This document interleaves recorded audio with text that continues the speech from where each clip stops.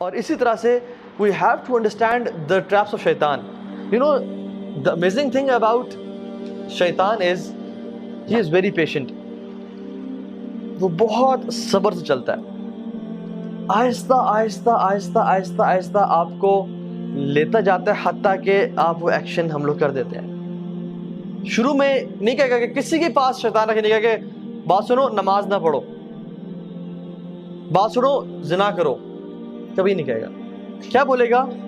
کہ ٹھیک ہے نماز پڑھ لو، اچھی بات ہے، بہت لازمی پڑھنی ہے، نماز نہیں چھوڑ سکتے ہو، لیکن ابھی تو 3 گھنٹے پڑھے نماز کی قضا ہونے میں، ابھی تو تم یہ گیم کھیل لو یا اس دوست سے فون میں بات کر لو، وہ جو تمہارا کام ہے پریزنٹیشن بنانی ہے وہ کر لو، بعد میں پڑھ لینا، ٹائم ہے ابھی۔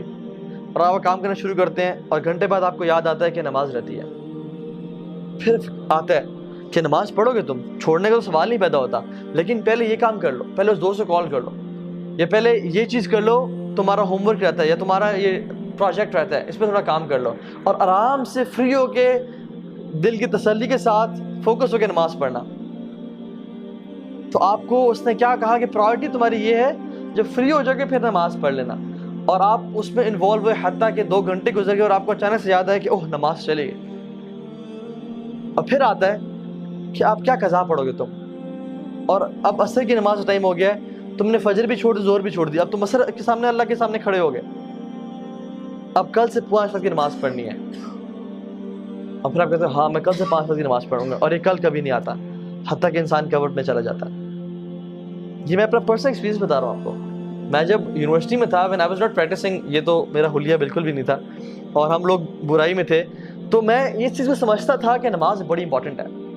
لیکن ہوتا کیا تھا کہ چلو ابھی ٹائم ہے، پڑھ لیتے ہیں پڑھتے ہیں، اور کرتے کرتے ایک نماز چھوٹی، 2 چھوٹی، اب کل سے پوری پڑھیں گے، باقی بھی چھوڑ دیں ساری، اور کل اگلے دن صبح اٹھے ہی 8 بجے، وہ فجر گئی، اور جب فجر گئی تو پھر اب کل سے 5 وقت کی پڑھیں گے۔ تو دس از ہاؤ شیطان پلیز۔ اسی طرح سے زنا کے معاملے میں، فورنیکیشن کے معاملے، وہ نہیں کہے گا کہ چلو یہ عورت ہے اس کے ساتھ تم بدفعلی کرو، وہ کہے گا کہ شی از سو فرینڈلی، اور کتنا برا لگے گا کہ تم اتنے روڈ بن کے رہو اس کے سامنے، اور کسی کا دل دکھانا کوئی اچھی بات ہے، تو اسے حال چال تو پوچھو، صرف کام کی بات، یہ تو بدتمیزی ہے۔ اور وہ کرتے کرتے آپ کام کی بات پوچھیں گے، باتیں کرتے کرتے فیلنگز ڈیولپ ہونا شروع ہو جائیں گی،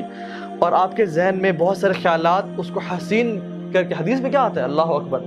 اللہ کے نے فرمایا کہ شیطان نامحرم کو تمہارے ذہنوں میں حسین کر کے پیش کرتا ہے، وہ اتنی خوبصورت ہوتی نہیں ہے جتنی وہ خوبصورت کر کے تمہارے سامنے پیش کرتا ہے، حتیٰ کہ انسان فینٹیسائز کر رہا ہوتا ہے کہ یار سبحان اللہ کیا بہترین نیچر ہے اس کی، کیا خوبصورت ہے یہ، کیا اچھی عورت ہے یہ، اتنی ہوتی نہیں ہے، تو شیطان اس کے بارے میں وہ کر رہا ہوتا ہے، حتیٰ کہ آپ کے دل میں اس کے لیے پیار محبت ڈیولپ ہو جاتا ہے، and you die to meet ہر،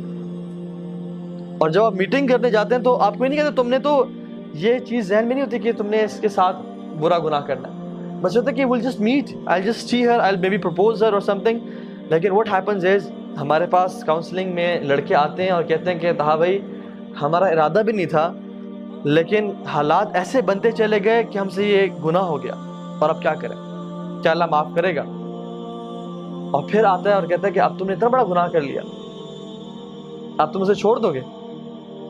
یا تمہیں اللہ تعالیٰ معافی نہیں کرے گا، تم کس طرح رب کے سامنے معافی مانگو گے؟ تم نے تو یہ پرومس کیا تھا کہ میں یہ گناہ نہیں کروں گا۔ تو اللہ سے بھی نا امید کرتا ہے۔ آدم علیہ السلام سے اس نے یہ گناہ کروایا نا، لیکن توبہ کروانا، کیونکہ فرسٹ ایکسپیرینس تھا اس کا آدم کے ساتھ علیہ السلام، توبہ کروانا جو ہے نا اسے نا امید نہیں کر سکا۔ آدم علیہ السلام نے کیا کیا؟ ربنا ظلمنا انفسنا وان لم تغفر لنا وترحمنا لنکونن من الخاسرین۔ تو اس نے ارادہ کیا کہ آج کے بعد میں ان کو گناہ بھی کرواؤں گا، اور کہوں گا کہ تم اس منہ سے توبہ کرو گے، 100 چوہے کھا کے بلی حج کو چلی۔ یہ جو باتیں ہیں نا کہ اللہ سے نا امید کر دینا، this is how شیطان plays۔ تو we have to understand کہ ہم نے شیطان کو ٹیکل کہاں پہ کرنا ہے۔ the first thought comes to our mind، اس کو وہیں پہ روکنا ہے۔